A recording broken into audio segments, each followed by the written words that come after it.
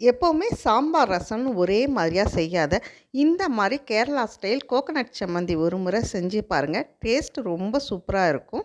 இதுக்கு வாணலில் 2 ஸ்பூன் தேங்காய் எண்ணெய் ஊற்றிக்கலாம்.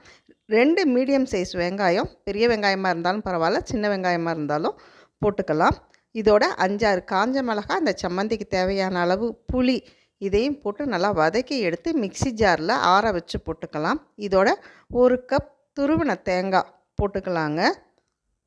அதோட ஒரு துண்டு இஞ்சி, 5, 6 பல்லு பூண்டு, கொஞ்சமாக கருவேப்பிலை, இதையும் போட்டு இந்த சம்மந்திக்கு தேவையான அளவு உப்பையும் போட்டு அரைச்சி எடுத்துகிட்டு வந்துடலாங்க.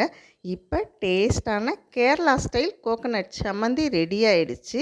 இதை சுட சுட சாதத்தில் போட்டு சாப்பிடும்போது இது மேலே நெய்யாவது தேங்காய் எண்ணெயாவது ஊற்றிக்கலாம். டேஸ்ட் ரொம்ப சூப்பராக இருக்குங்க. ஒரு முறை இதை தவறாமல் ட்ரை பண்ணி பாருங்கள். கமெண்ட்ஸில் சொல்லுங்கள்.